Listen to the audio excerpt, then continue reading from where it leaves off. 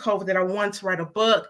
Never had the opportunity because I'm self-employed and I never had time. But when the world shut down, that was my opportunity, sadly, of what happened with COVID, that I had a lot of time where I had to shut my business down completely.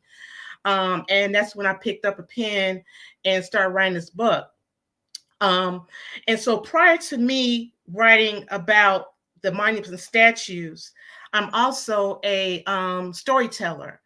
I go to historical sites, mainly plantations, and talk about the history of the enslaved people.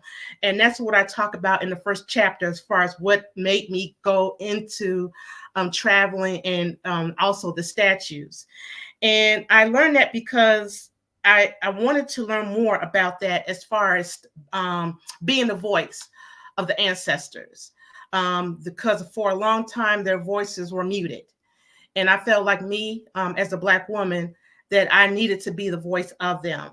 But for the first time, stepping on a plantation of the ancestors, you see two worlds: the world of the enslaved and the world of the slave owner. And you see the spiral stairwells, you see the manicured lawns, you see the columns, you see this big white house. You see people that come in there and ooh and ah about the architecture, the piano, the several rooms, the portraits on the walls. But for me, my mission is the ugliness. And that's behind the big house where several enslaved women and children were kept. Not lived there, but they were kept. And being a laundress tells the stories of the grueling process that so many women had on a particular plantation. And that's what the beginning of my chapter of Behind the Legacy, A Guide to African Monuments and Statues. What led me to write this book? Like I said, I view the world as a classroom, and I love nature. I love outdoors. And every time I go to a state, the number one thing I look for is monuments. I talk to people in the community, ask them if there are any Black monuments and statues around, and I take pictures of them. And it dawned on me, and I said to myself, I wonder how many Black monuments and statues are in the United States. So I started. Every place I went to, I found a statue, a monument, and I took pictures. And to me, statues it's a lot of history of why this particular monument statue is here. Who is the sculptor, the history behind of the sculptor, and what significant role that person played to have a statue there. And so when I go on my tours, do interviews, and I go to the schools, I give assignments to the young people. I say, go to the find a local monument and statue in your hometown, look at it, because there's a lot of symbolisms in these statues. They might have different carvings. It's not just a statue. There might be some hidden symbolisms within the statue. Not just take a picture, but walk around it, go close to the monument, see if there's any hidden pictures that's carved into that particular statue. Write it, read about it, and do a story about that particular person. And so that's what I have a lot of our young people do. I also talk about the history of, this was during the time when I was writing the book about the Confederate monuments and statues, right? And how it is for a lot of communities, especially the Black community. I'm from Chicago, and we have a monument of George Washington on the south side of Chicago. And that's all we have. We also have Harold Washington, who was the first Black mayor of Chicago. But this was during a tension where there was a lot of Confederate monuments in African-American neighborhoods. And I had an opportunity to talk to people when I go to these statues and I see people sitting around. What are their thoughts? And they say it's feel like they still have their knees on their necks. That's nothing's going to change. Bringing their kids to certain areas, and you see these monuments not only in neighborhoods but on courthouses, government buildings. It makes it feel like they're still oppressed. When they go to these certain places where there are Confederate monuments and statues that are on these grounds. People ask me, for instance, like the Edmund Pettus Bridge. In that particular instance, I feel like that should not come down. They want to take down the Edmund Pettus Bridge name and add John Lewis, which his name should be there too. Also, Hosea Williams.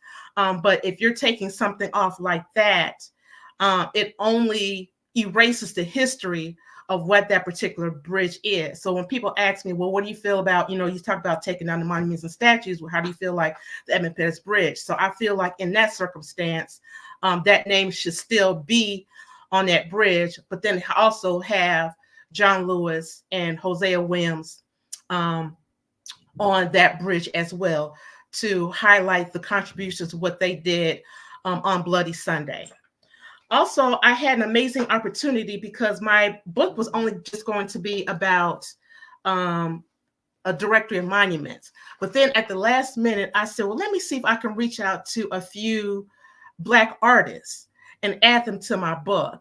So I had sent out close to 50. And I had maybe 8 or 9 sculptors that contacted me, and they were honored and privileged to be part of this interview. And so one of the artists that I interviewed was Frederick Hightower. And he is in West Virginia, and he did the statue of Hidden Figures, Katherine Johnson. And I asked him about that experience, and I asked how he was able to get that commission. And he told me that he just did a prototype, and it was sent to the family members. They had other prototypes as well, and he was the chosen one. And so I had the opportunity to go to the unveiling of Katherine Johnson's unveiling ceremony, and was honored to be there when she was there. To see her in a wheelchair coming out. It was a beautiful day at West Virginia State University. This is where the statue is at. And it was just, I was in awe, just to be not close to her because, I didn't want to be all up in her space, but just to be in that same environment with her. And Frederick, Mr. Hightower, said that he was very nervous at the unveiling. He said he did the prototype and they were approved of that. And he was very upset, not upset, but just excited when they gave him the thumbs up, and was happy of the unveiling of the statue. So when you get a chance, look at the Katherine Johnson monument, and the sculptor is Frederick Hightower. Also, I had the opportunity to meet the amazing Vinnie Bagwell. She is an amazing artist in New York. I talked on her on the phone for several hours, just getting that oral history and her background. But one of the statues that she did was, I'm sorry, I'm having a freeze right now. Ella Fitzgerald, yes. And so she had the opportunity to meet her. Well, no, she didn't have the opportunity to meet her, but she did the statue for Miss Fitzgerald. And at the time, she was very ill. She had glaucoma, so she wasn't able to see, but she was supposed to come and go to the unveiling. Unfortunately, she had passed away before the unveiling. And so even though Miss Bagwell was, sad that she was not able to be there, but she said she was pretty sure that Miss Fitzgerald would have loved the statue. She talked about the opportunity when she had met Fitzgerald's adopted son. She was at an event, and they introduced her to Ella Fitzgerald's adoptive son. And she said to him, she was like, have you seen your mother's statue? And he didn't even know that there was a statue for Ella Fitzgerald. He said no. So she said that right at the event, she grabbed him, took him down to the monument of his mother, and he broke down in tears because he had no idea there was a statue of his mother. And so that was very heartwarming to hear about that. But Vinnie Bagwell is amazing. She's doing so many monuments and statues, and I believe she's doing a monument and statue of the Confederate monument on Central Park Avenue. I think it's the the guy of gynecology. This monument was taken down, and I believe that she's responsible of putting a different type of monument in Central Park in New York. Another amazing artist I had to meet was his name was George Knox. He was a professional NFL player, but his passion was being an artist. He talked to me about growing up as a young kid, that he loved making things. He loved sculpting things. Anything he could get his hands on, he wanted to sculpt. He went to Morgan State University in Baltimore, Maryland, and then was drafted into the NBA. But even though he loved playing football, his first passion was to sculpt. He had an injury that sidelined him where he was not able to play. And he decided that since that he could no longer play, that he would become an artist. And he's done some amazing work. Unfortunately, he had passed away not too long ago. I think he passed away during COVID. But I was so blessed and able to have the opportunity to speak to him. And one of the frustrations that I've interviewed with the Black artists, and I'll get back to George Knox, was not being considered. The racism, to me, in my honest opinion, of being a Black sculptor during this time, when it's dominated by white males. Out of all the statues that I've located, and I've located 500 plus monuments and statues, less than 100 were designed by Black artists. And so I asked them about that, and some of their responses were, it's very frustrating, because some of them don't have open calls where they're able to do a prototype and show their work. They just go and pick somebody. And one of the artists told me it's more about how many statues you've done instead of the quality of the statue. So it's more about the quality and not the quantity. One of the sculptors I interviewed, he was talking about his frustration. He went into detail, and then he said, Tammy, he called me, he said, Tammy, can you please not put that in? Mm-hmm. And so me as a journalist, I said, yes, I understand that you don't want to put that. When George Floyd was murdered, he called me back and he said, Tammy, everything I told you to take out, put it back in. He said, I'm tired of what's going on with the senseless violence against African Americans. He said, put that back in. So I did. They also talked about not being considered as far as being a sculptor. And I wanted to read a quote from Mr. George Knox. I asked him, I said, as an African American artist, do you feel it's challenging to get commissioned work to design statues? And George Knox said, absolutely. The thing is, whenever people have in mind of doing something substantial and paying decent money for statues, they tend to think that African Americans are not on par. But we are more on par with the sculptures because we know we have a reputation that we have to defend, and it has to be supported by the work that we do. I've had people come to me and ask me about doing pieces. I give them a price, they go back and look at other websites and end up going to a white person. I've missed so many opportunities because they didn't think I can do statues of Caucasians. However, I can do a Caucasian statue just as well, if not better than most. That's what he said. And so I had, talked to him in more detail, and there's only one artist that I interviewed that did a white statue, and that was Shirley Temple. And his name is, let me get his name real quick, Nigel Benz. And I asked him about the opportunity of doing Shirley Temple, and let me get that for you real quick.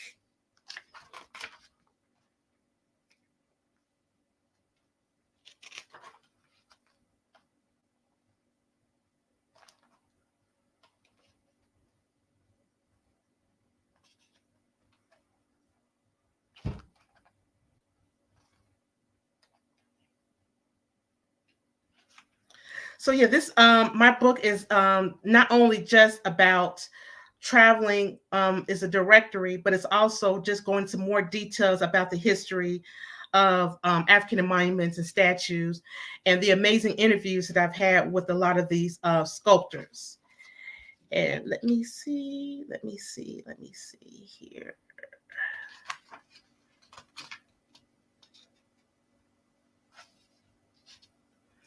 So he pretty much just said that someone came to him and the back asked him about an amazing opportunity. They wouldn't tell him who the name was. And when he found out, he was surprised. And this was during the time that Shirley Temple was still alive. And so when they unveiled the statue, she was more than happy and pleased with his work of the statue representing her. And so pretty much I enjoyed going through, talking to the sculptors and going to the different types of monuments and statues, because I view them as an outdoor museum. So I tell people, if you love Black history, if you love public art, and you need to travel, this book here is definitely for you. So I want to thank you so much for this opportunity. If anybody have any questions, I'm more than welcome to answer them. Thank you, Miss Tammy. I appreciate that. I remember the day we were together up at New Hampshire. Mm-hmm. And you took the picture of the sculpture there. I appreciate the hard work that you do, and I love how you travel all over the world and you bring back your experiences to the local community for those who don't have that opportunity to be able to travel and come back with that knowledge of self. Because I think sometimes it's we don't get to hear and we don't get to see as much as we should in the inner cities. And then to have someone that's like our neighbor go around the world and come back with that knowledge and come back with pictures of things to let us know where we actually came from, and to have pride in that and to have that dignity, that is very important and very special. I appreciate the story of Miss Shirley Temple Black, because she was an ally for the Black community. So I'm not surprised that she was happy with her statue. And you're right, it's so many more of us need to be able to tell our story in different mediums. And there are just as many talented Black sculptors as there are others. And they're able to tell our story from our perspectives through that dynamic of that art, of that medium of their art. So thank you so very much for that. One of the things that I appreciate that you do, because I follow you and we've been knowing each other for quite some time, is how you really support the arts and how you support those who are trying. And I can say from personal experience, because that's how we met. You literally came from Chicago to Medford, Massachusetts to see me do a performance almost 10 years ago. And we've been in touch ever since. So thank you so much for your hard work and all that you do. I need to, it's where I am is kind of hard for me. I apologize because my system went down and I'm having technical difficulties. So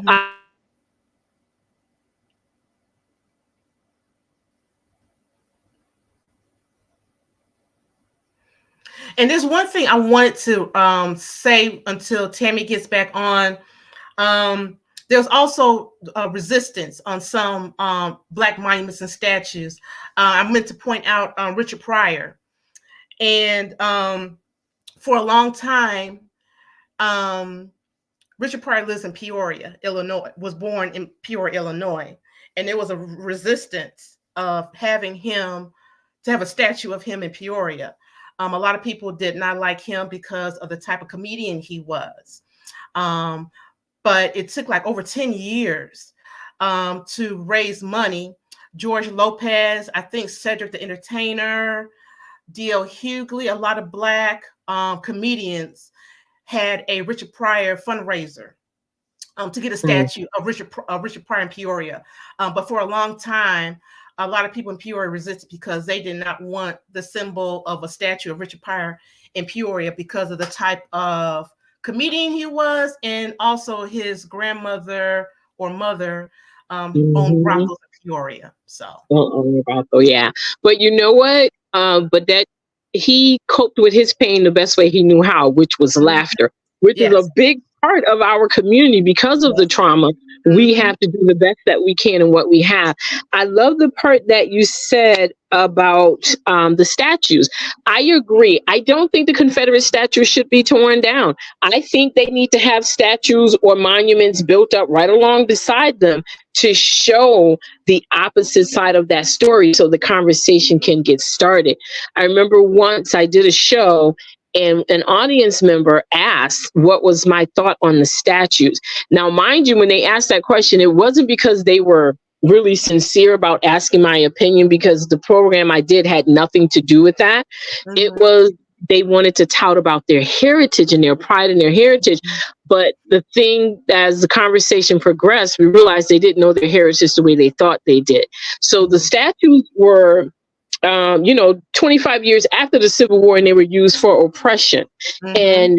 And so the audience was very surprised when I said, no, don't tear them down. Because when you tear them down or move them into museums, that only is a breeding ground for more oppression and hatred toward others. I think the conversation needs to continue. And the way the conversation continues is putting up those who were in opposition to it and have the conversation start. And that's way we can have the talking going. So I appreciated that point that you had about the Edmund Pettus Bridge with Hmm. having John Lewis's name put on there. Now, in your travels, and you've gone to different parts of the world, Hmm. what is your take on what the Black history is in this country? Like, how do people see those who were the African descendants that are here or that have been a part of the Middle Passage or enslavement? What is the take on how they think we're doing in regards to knowing our heritage and our history? Um, I think that, and you can relate to this, Tammy. How they're trying to take history out of schools. They're also doing it at historical sites too. You know, Yes. um, Yeah. they are not. We're not included. We're not in those spaces sometimes because they don't want truth, right? Right. Also, they don't hire Black tour guides. They don't. We're not going to be considered. And so Mm-hmm. I think that, that's where I think the conversation needs to be. And also we need to get some more Black people to go to these places too. And I know a Mm-hmm. lot of people have resistance, going to, plantations or going to historical sites or just us in storytelling. I just came from Camp Nelson, and, I had a lot of Black people coming there and in pain, and they tell me their oral history, their oral stories about growing up. They saw their grandmother, grandparents doing this, doing the laundry, only getting pennies, to provide Mm-hmm. and take care of their family. And I say that, and unfortunately, our circle is very small. That Tammy, Mm-hmm. I'm telling that story. But I think that it needs to be more awareness. It has to be. I mean, we use our platform all the time, but that's just not enough. I do as much as I can. On my social media, Black everything, every single day, something Black, Mm-hmm. everything something Black. But I think that we still have so much more to do, and we're doing it, but we just need more people to help us with that. I do agree with that, Tim, because I remember when I first started, I did this as an educational for everyone, but the main reason was for the Black community. Because coming from Mississippi, I knew my heritage. As backwards as Mississippi was at that time, and the things that you hear and have heard are true, the education system was a little more advanced. We as a Black community knew our heritage. We knew that we were standing on strong shoulders. But when I moved to the Northeast, it was only the three staples of Black history: Martin Luther King, Frederick Douglass, Harriet Tubman, and every once in a while Sojourner. And Mhm. that bothered me. And so that is one of the reasons why I got into what I got into doing it, because so much more needed to be told and so much more needed to be known. But I remember I did a survey when I was in college, I did a survey, and my survey was to find out why Black and brown people did not go to museums and historical sites. And out of all of the people, I surveyed several people, and they all said the same thing. I'm not represented there. My story's not there. That's not for me. That's for rich white people. And even to this day, as I do my performances, my audience is still mainly white, 95 to 99% white. I was in South Carolina for a Juneteenth presentation at the Magnolia Plantation, and there the audience was all Black. And to be honest, I've been doing this for many, many years. That it was only the second or third time that I had a mainly Black audience. And I was happy, I was proud, but at the same time, it made me sad because I know that we have so much more work to do, and that the way it's important that we're doing because to tell the Black narrative, it has to come from our perspective. And because the Black narrative has been told from so many other perspectives, there is no pride in our heritage. There's no pride in our history because we're told, and it's a worldwide view, that our history is not important. And that's not true. Our history is very important. The slavery Holocaust, it was a Holocaust for the Black community. Slavery. It was the same as for the Jewish Holocaust, but we're told to take more pride in the Jewish Holocaust that didn't even take place on this soil. We're supposed to know so much about that, but yet to know about our own heritage, it is not supposed to be the case. We do have a couple of questions. Okay. Let's see. From Andre, he says, in your opinion, do Black professionals need to bring extra or more efforts to the fair in order to prove themselves as substantial and adequate authorities in their given profession? So do we need to have, do we have to make extra credit? Do we have to go even further? I feel that we need to go further. I feel like, I'm here in Chicago, and I've been tirelessly trying to get that out there, to get to people. I've had people tell me, well, we're not ready for you yet. And I'm like, okay, what does that mean? Exactly. Like what, So for me on my end, it has been difficult because unfortunately all of my storytelling is not here. Right. It's not here. Yeah, exactly. And that it's painful when you hear we're not ready for that. What do you mean? When will you be ready? It's like, if not now, when?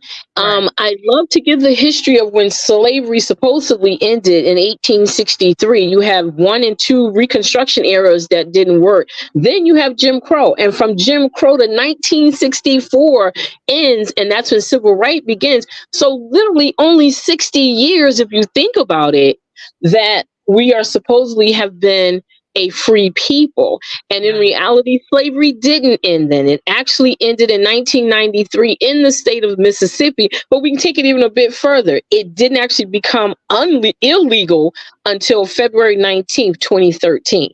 So look at that. That's really 11 years. So if not now, when, The next question is, how do Black professionals make their case that they are just as good as qualified as anyone else, that they're just as qualified?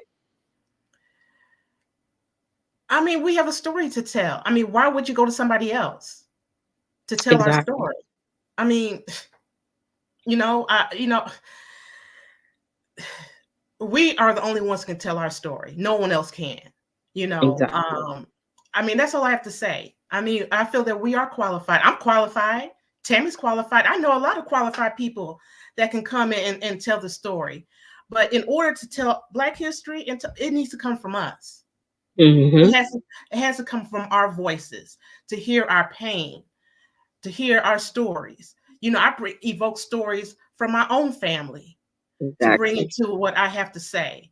And so no one else can tell our story but us. I mean, just no one can. Just like I can't tell no stories of white people. They can tell their stories, but no one else can tell ours. But there's so many people that want to speak and talk about our history, but they can't. I mean, you can do the research. Anybody can get on the internet and do the research, but to feel it about years of our family and what my family went through a lot. I have an aunt that's still in her 80s. She remember picking cotton in Mount Bayou, Mississippi. she has a lot of history. So I'm talking to her because unfortunately my aunt has cancer right now. So I'm talking to her because she knows she knows everything. And that's what I use her stories to tell my story to the public, to the people, when I put on my period piece, because it is my responsibility and duty as a Black woman to tell the story. I appreciate you using the correct lingo, period piece. But when you were talking, remind me of that saying, everybody wants our rhythm, but they don't want our blues. And they don't want our blues. And that's exactly how it is.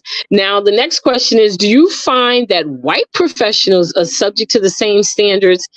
Black professionals are subject to the same standards as white professionals. So are we as Black people held to the same standards, or is more expected of us?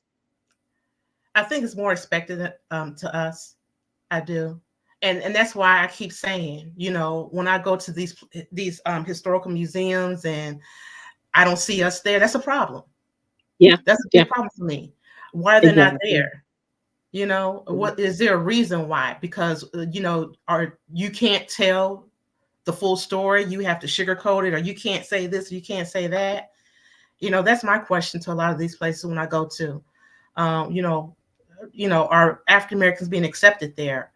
I can tell you at a museum here in Chicago, a lot of Black people have applied for positions to be a curator, to be a tour guide, and they're not hired. And this is one of the best known museums in Chicago, but they don't hire people like us. Mm-hmm. Again, want our rhythm, but don't want our blues. One of the things that I think of when thinking of the statues or our history, period, I think of how I always use the example of a puzzle. It's like this country, even the world, is a big puzzle, and you have all of these great events happening. But as you look down on this puzzle, there's big pieces missing from this puzzle. And guess what those pieces are? Those are the pieces that other groups of people have contributed to history, mainly us, that aren't told. And so it's an incomplete puzzle, because when you leave the stories out, and you not only leave those stories out, but you leave the people out that those stories belong to, how can you possibly have a complete picture? You can't. You just cannot. And I mean, and it touches every facet of life, from art to cinema. Like right now, there's this big debate about Denzel Washington playing the Roman general. And it's a big debate about that. And it's like, why? But the Roman general was Black. What's the problem? But no one ever had the big debate about Elizabeth Taylor playing Cleopatra, or John Wayne playing Genghis Khan. It's no issue when other people get to take what others have created and put their stamp on it, their signature, but yet we're not allowed to do it for our own selves. And so I think that's the question of how do we get around that. And I think one of the biggest things for me is when we are telling our history, when we have that platform to tell our own narrative, one, we got to make sure we're doing it not from a knee-jerk reaction. We got to make sure we're doing it, we're passionate because it's ours, but we got to make sure we're still telling it correctly. We got to make sure we're doing it in the way that it is going to bring honor and respect to our narratives and to our history. Because sometimes those who actually have the platform is not doing it from the right angle, isn't doing it from the right perspective of doing their research and knowing the actual history, but instead doing it from a knee-jerk reaction. Have you run into that particular instance? Yeah, and I was doing a storytelling, and this particular gentleman, he was doing a storytelling of a U.S. color troop. And during his storytelling, he talked about watching his father being whipped, right? And so he has a large voice. He has a large voice. So he reenacted his dad screaming and hollering.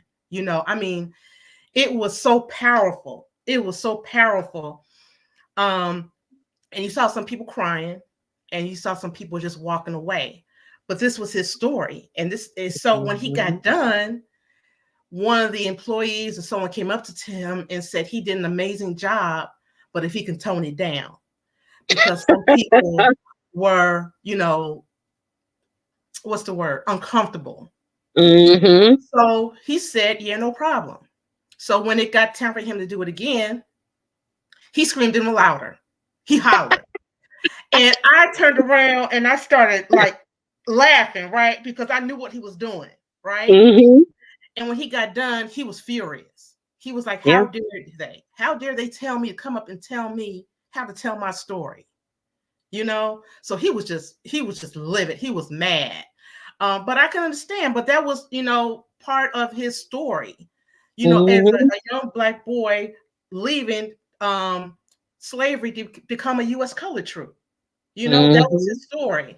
So yeah, I've that was powerful. And every time he does it, and I hear him do it all the time, it tugs in my heart. It makes me want to cry every single time. But that's his story. Yeah, that's the story. And my thing is when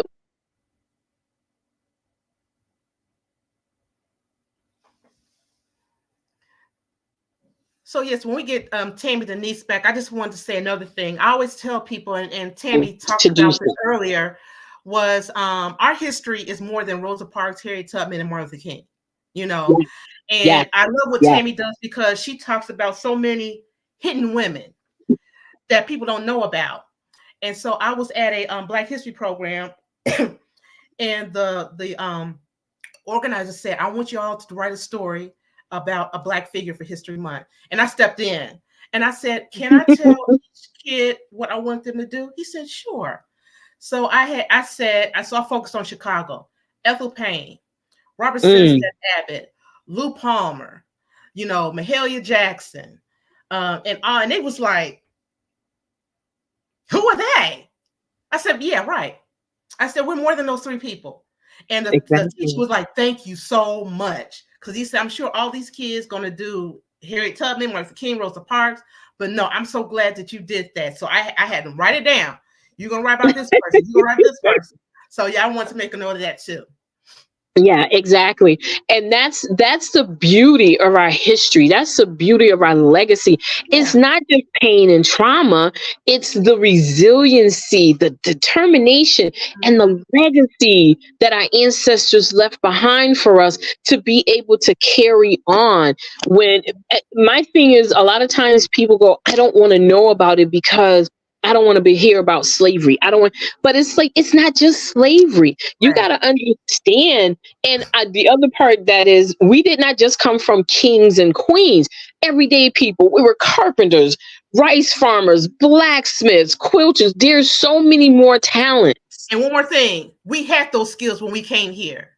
Exactly. Okay? It wasn't like we came here not knowing nothing. We brought those skills here. That's why they came for us. That's why they came for us. And one of the pushbacks that I sometimes get is when we're talking about the history, and I have to break it down and say, do you really? I said, history has made it known that enslavement or the institution of slavery was $1 billion industry, billions of dollars.